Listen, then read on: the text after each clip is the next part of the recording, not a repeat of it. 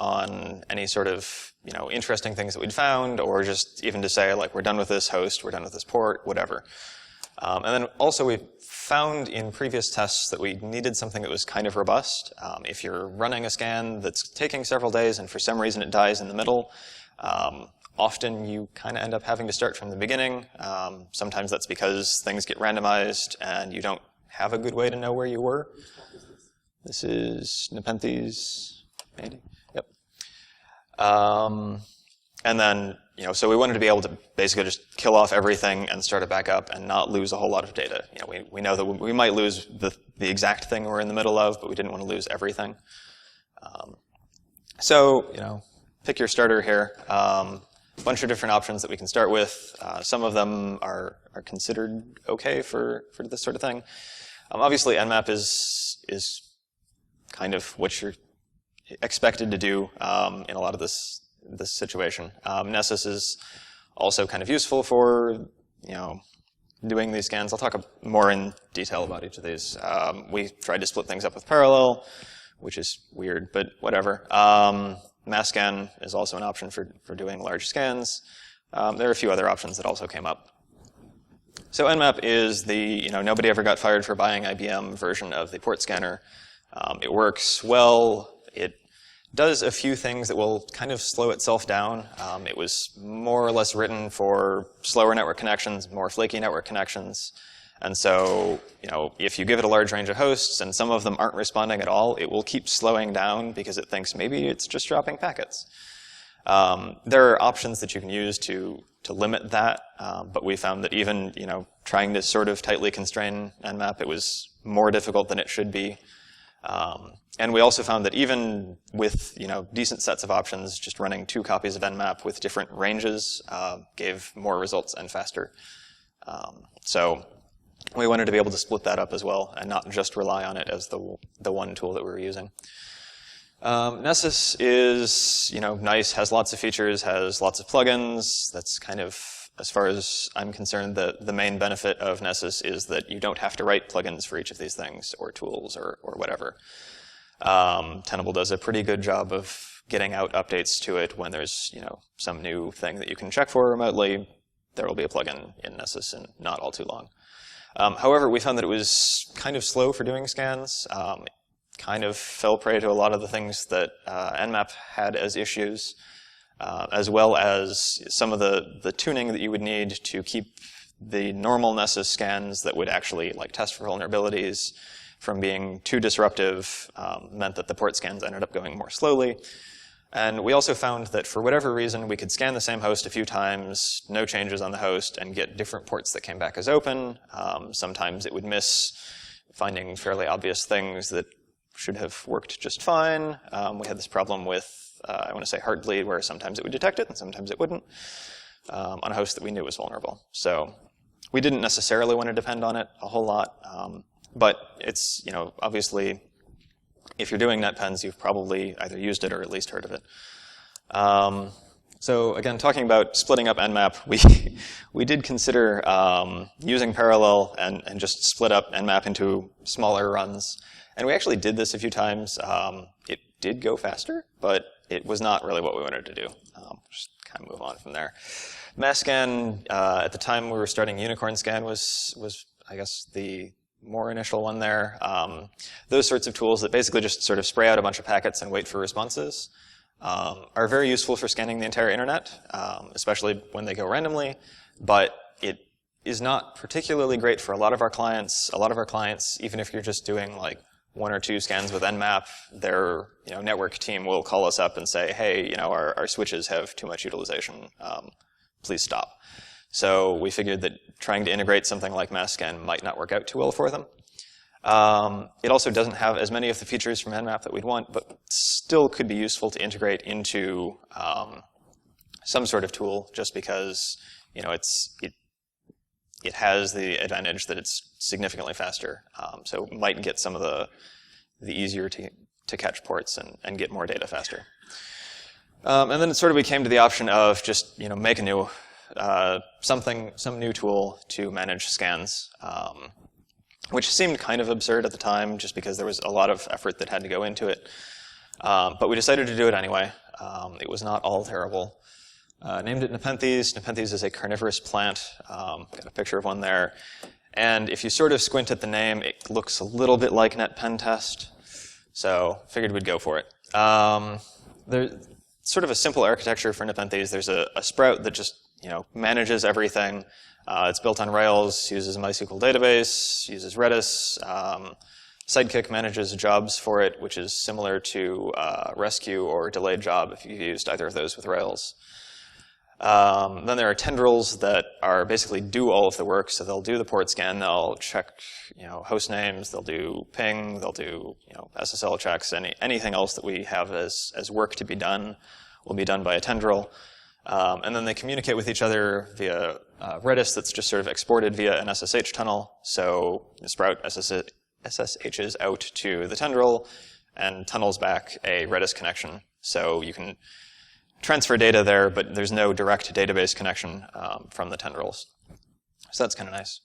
The Sprout itself then basically stores all of the data, hosts a web UI that gives access to pretty much all of the data and lets you start different things if you want to start them.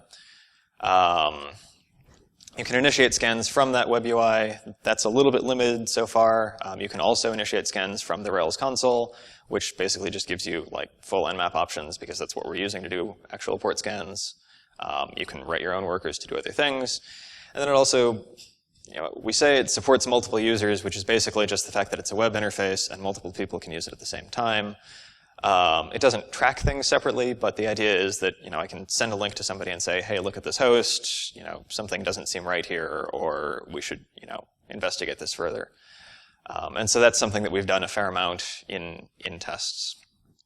Then the tendrils themselves are workers. We just put them on relatively inexpensive virtual machine hosts from various providers. Don't necessarily want to endorse one over the other, but a lot of providers are okay with you scanning from them as long as you're scanning people who've said it's okay. And all of our clients obviously say it's fine for us to scan, so that's not an issue for us. But if you're going to be doing scanning, check with your provider first.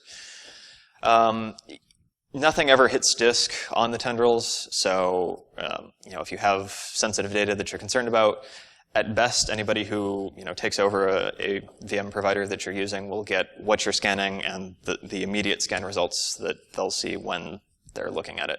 They won't have any of your notes. They won't have any of screenshots or whatever that you've taken that are no longer on there. And then this scales relatively well horizontally. So if you need more workers, you can add more workers. We've gone up to I believe 8 reasonably well-powered workers to scan a /8 on the internet, and that worked out pretty well.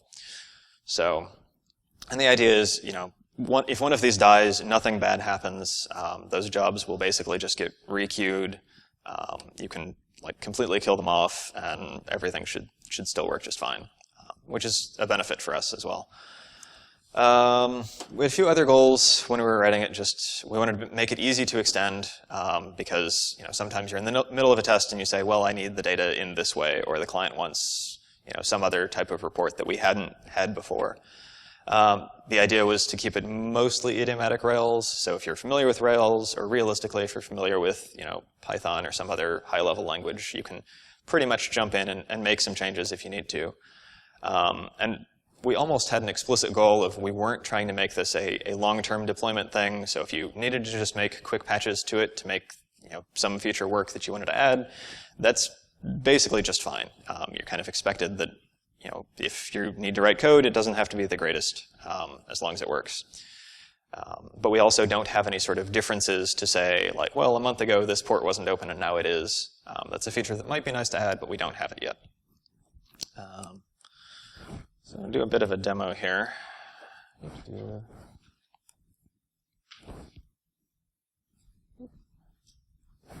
No, actually what I want to do. Let's do that. Sure.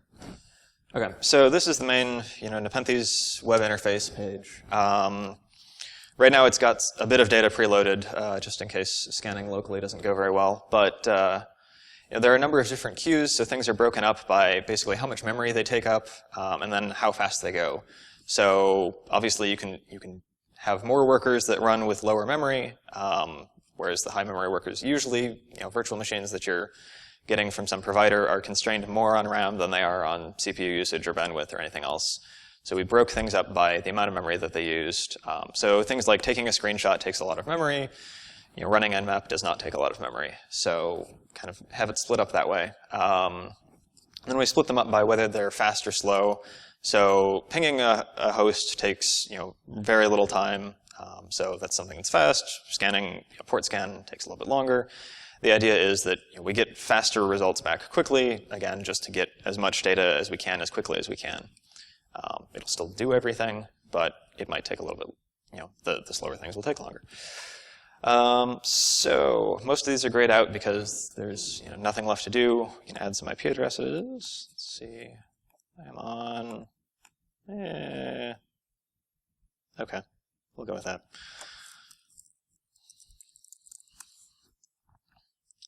Let's pull. Anybody know what the IP address of their network is? Come on. All right, so we'll just scan our local 24.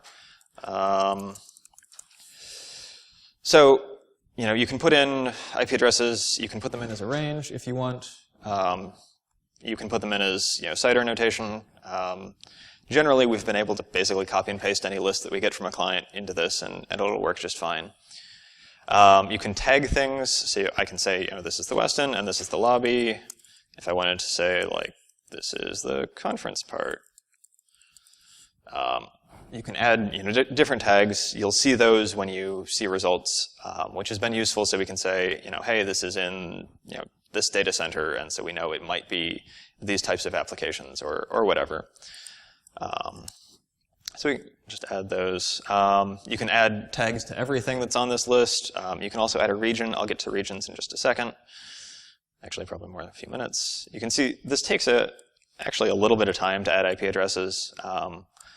One of the nice things is that one of my coworkers added is the ability to add IP addresses in the background. So if you're adding just a large chunk of IP addresses, it'll add them in basically blocks of about 100. Again, so you can get things done quickly and move on from there. So we can queue just checking for host names, basically NS lookup. Oops. And you can see that there are jobs working. This should basically drain this queue reasonably quickly. There are still busy workers. That will go down. Also put in pings. Pings can take a little bit longer just because there's a timeout for pings of like 2 seconds or so. We wanted to make sure that we caught everything that was responding, even if it was on a slower connection. But so there are, I guess, quick scans that you can perform from the web interface. The quick scan that we have is just like 10 ports that we decided would be most interesting from a Netpen perspective. So we've got AD443, but we've also got I think MySQL, MS SQL as servers, RDP I want to say as a port, and a number of ports that we thought would be more interesting to start taking a look at, and then we can do full scans as well. If you don't want to use either of those options right now, your best option is to use the Rails console. So I can take the first IP address and queue a scan, and then this again just takes Nmap options. So I can say scan all ports except 0, and it'll queue that, and there'll be one busy worker which is now doing that scan. So all of those sort of work together. I don't know. It works out reasonably well for us if we need anything custom.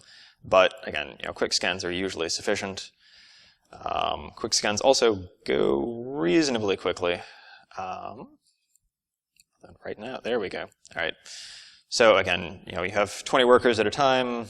You'll usually see them completing in about batches of 20. When we go down to full scans take advantage of all of the information that we have already. So we know, yes, we could ping this host, no, we couldn't. There were ports that we already had open from quick scans.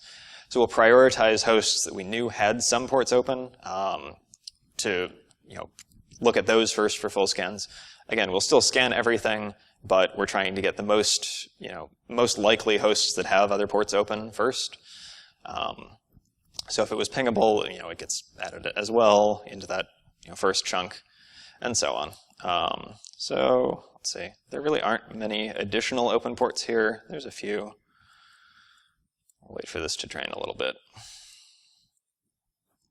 There is no automatic refresh right now. I'm just hitting refresh. All right, so we had one open port. That might even be my computer. So you can see down by ports, there's more options. I can try and take screenshots. It'll actually yell at me if I try and take screenshots. When you want to take screenshots, it just points Phantom.js at that port and says, try and load this. If there's anything that came back, take a screenshot and send it back. But that doesn't work very well if you don't know if it's HTTPS or HTTP, because if you try and speak HTTP to a SSL server, it's not going to work too well. So we basically suggest that you do SSL checks first. You can not do that as well if you want, but anyway, then you can take screenshots. It'll just queue these automatically. They'll get taken in the background, and it's actually done now. There are button for Nikto. There are some additional workers that exist that don't have buttons hooked up just yet. I'll talk a little bit more about one of those in a second. But once you're done scanning, again, I had some sample data in here from our training network. You can basically take a look at the list of ports. You'll see, hey, there's, a lot of stuff open on port 80, which is, generally one of the more interesting ones to look at, just because there's a lot of web applications that companies have that are not well secured. Either they shouldn't be exposed, or there's some custom app that they wrote and they didn't realize because it's not their main front end that it's exposed and has some vulnerabilities in it. So when you're looking at a listing for a port, you'll see an IP address. If there's a host name for that IP address, it'll give you that as well. It'll just give you a link to it, so I could open this up and see what this is immediately. Any sort of tags that you had for that host. So we know that this is a public thing, and vuln VoIP or whatever. Any Nmap information on what product was actually listening, you'll get back as well. So, this is Apache.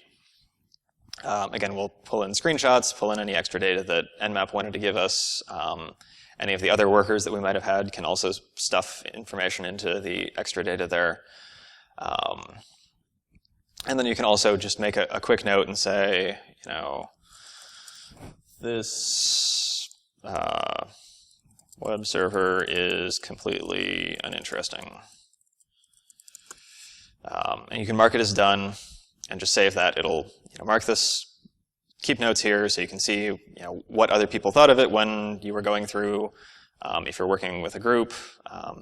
And then if you go back to ports, you can also see how many ports were done versus how many there are total. We might flip that so it's how many aren't done. That's mostly useful in sort of small scale things. If you get to large large networks, this we're not making notes on every port just because it's there's way too many of them. But again, smallish things is actually a reasonably useful feature there. Additionally, so if you go to you can click on an IP address, you'll find another one that's actually interesting. There we go. So you can see open ports on that IP address. Basically the same set of information. If any of them were also web servers, you'll get information on that. It tries to connect to MySQL without any username and password, just in case, because sometimes that actually works. So you can see additional information on that host.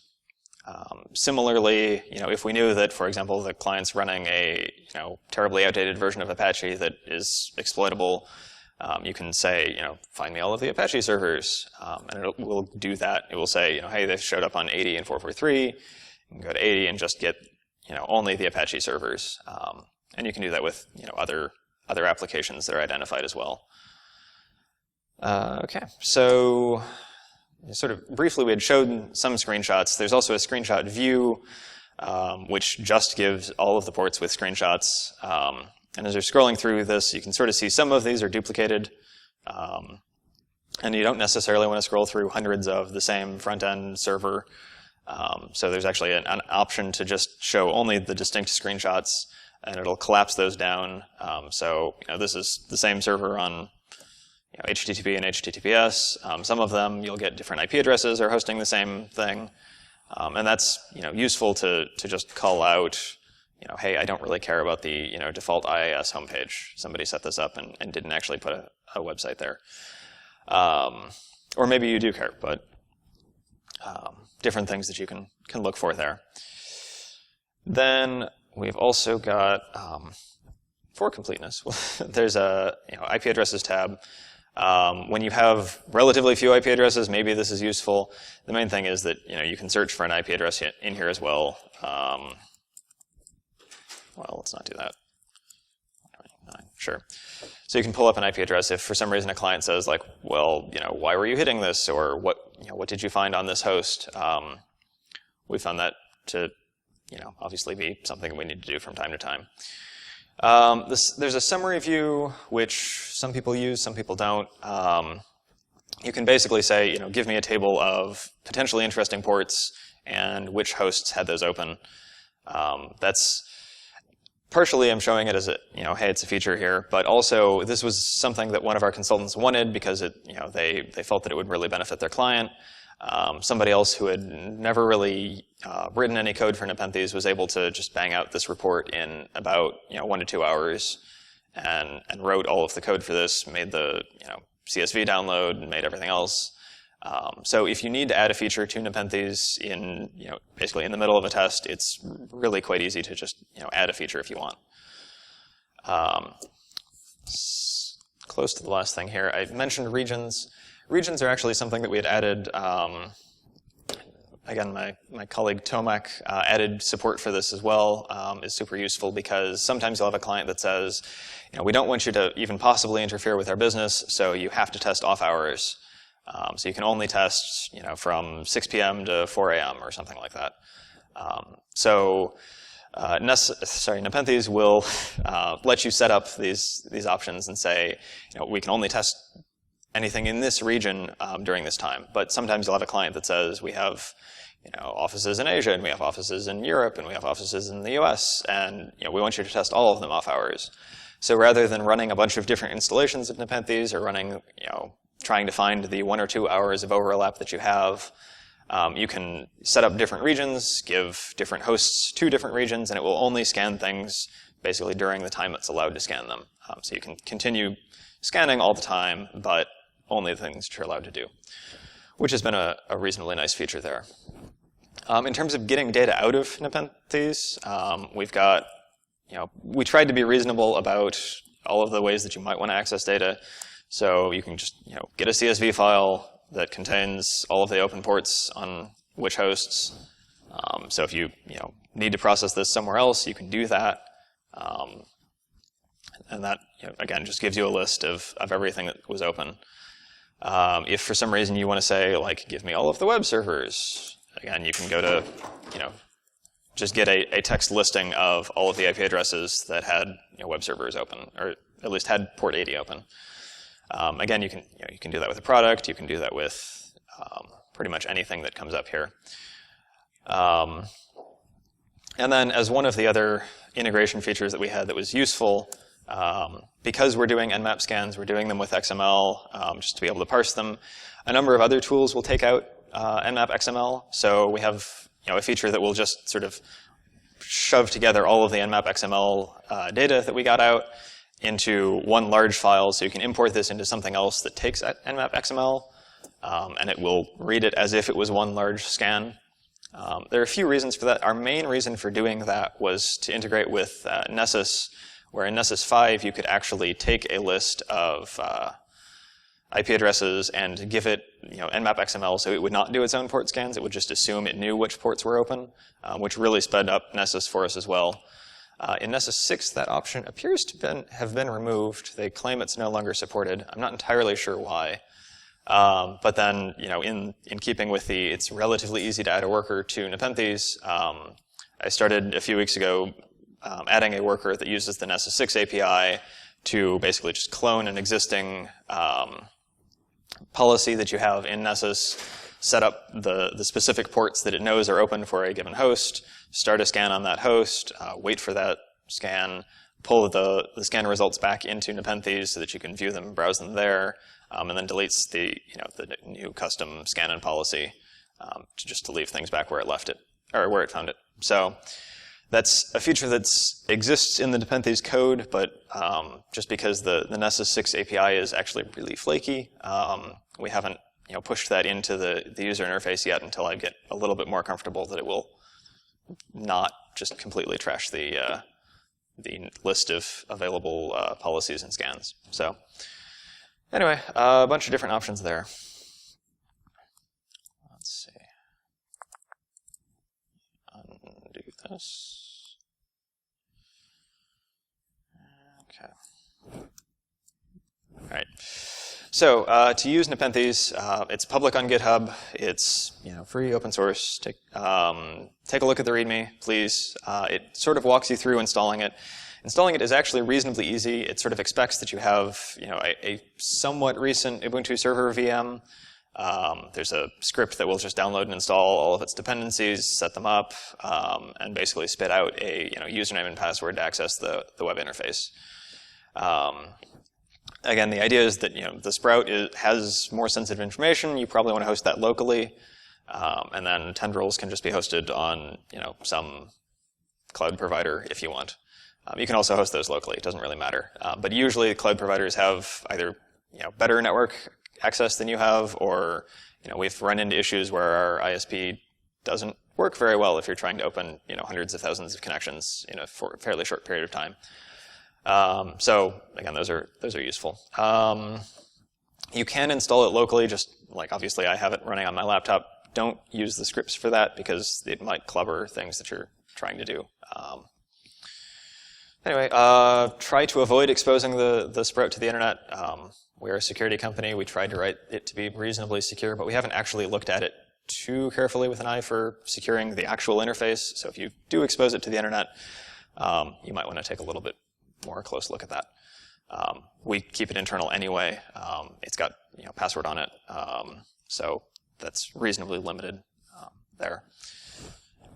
So if you want to actually add things to Nepenthes, again, it has basically the core concept of workers that do things. There's a worker that works on the tendril. There's a worker that works on the Sprout. So you can write a worker to grab a host name. You can write a worker to run Nessus. You can write a worker to ping things, whatever. Do something with a worker. Take that data, process it, and then basically send it back to another worker that works on the Sprout to store it into the database, do any sort of additional processing that needs the database. And then get back to the UI. You can display things pretty much however you want. There's a bunch of options there. But for an example here, this is what the hostname worker looked like until very recently. There's basically like 6 lines in here that aren't boilerplate for every worker. So if you want to write a new worker, super easy to add. And you can basically just copy one of the ones that exists there. There are ones that shell out to other tools. There are ones that just run code in Ruby. Then the other side of this, getting back, storing things in the database, again, super easy. Look up an IP address, save the hostname on it, save the IP address, and that's it. It's just largely boilerplate. It's designed to be pretty easy to write. When you get to the user interface, the idea, of course, is that it's easy to add things, easy to modify any parts that you want. Being able to use all of the data that's available there. Again, if you have used Rails, it's all more or less as you'd expect it. If you haven't used Rails, things are related, so you can go from an IP address to its ports, and from a port to any screenshots you might have. Any sort of relationships like that are easily exposed. And the idea is, we can do things like find duplicate screenshots and just sort of mute those where necessary, or you can say, hey, pop up a warning that says you don't actually want to test this host right now because it's out of your testing window, or whatever. All kinds of options there. Got a little bit of extra time here. So things that we might want to add in the future, don't have these yet, but these would fit in pretty well and would be actually kind of easy to do with workers, or adding things to the user interface. Just having some GUI for custom Nmap options. A lot of people don't know all of the options that Nmap provides, and the man page is good but not great about explaining them. So just being able to check a checkbox for like don't ping this or whatever could be useful there. Taking VNC screenshots, RDP screenshots is something that has been popular somewhat recently. We haven't actually found it to be all that useful. It's something that Nessus will do, but again, it's not something that we've actually seen be too common, so we haven't actually gotten around to writing a worker for it. Being able to just pull the HTML that we saw when we took a screenshot is actually something that I really wanted to be able to do, because we can identify, like, this is a Dell DRAC, and we want to try default credentials on it or whatever. And being able to identify more of those applications than Nmap will do or Nessus will do is something that would be kind of useful. Similarly, just being able to handle domains. A lot of things are virtual hosted now, so you're just going directly to an IP address. You may not actually see what's there, but we might have a list of domain names from a client, or we might be able to make one. And then being able to brute force subdomains, and maybe there's webmail somewhere that we didn't know about, or those sorts of things would be useful. Haven't gotten there yet. We're actually kind of getting to the point where that's kind of the next feature that we want to add.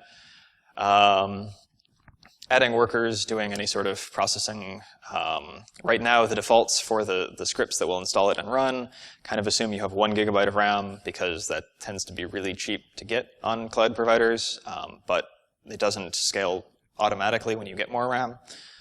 And then I guess just the last thing there is UDP scans is not something that are actually supported in Nepenthes. It just sort of assumes everything is a TCP port.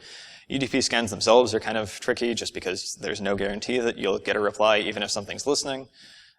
So being able to add some of that would be useful, but is not something that we've done just yet. If you are using Nepenthes, some rough guidelines. Usually clients will want your IP addresses that you'll be scanning from in advance, so make extra tendrils, make extra VMs, and give them those IP addresses just in case. We've found kind of the trade-off between CPU usage and RAM seems to be about 4 GB of RAM is good. You can scale to a reasonable number of workers there, and still not outstrip your CPU availability. There are low memory workers. We can do about 40 of those per gigabyte of RAM. High memory is about 4 per gigabyte of RAM.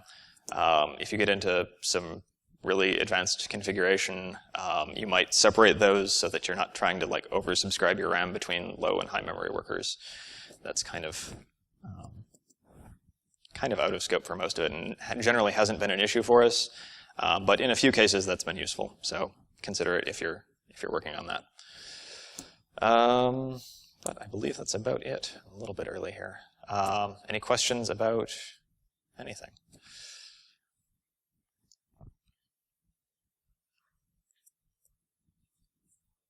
None at all. Sure.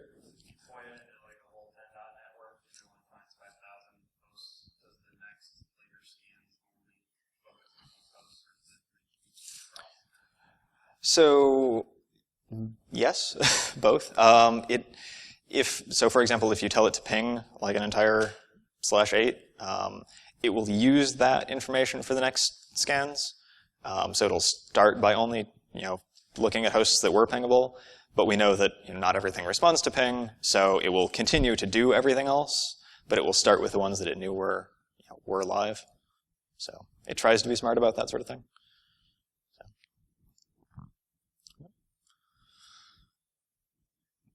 Other questions? Oh, okay. If you have anything else, feel free to find me afterwards. So thanks.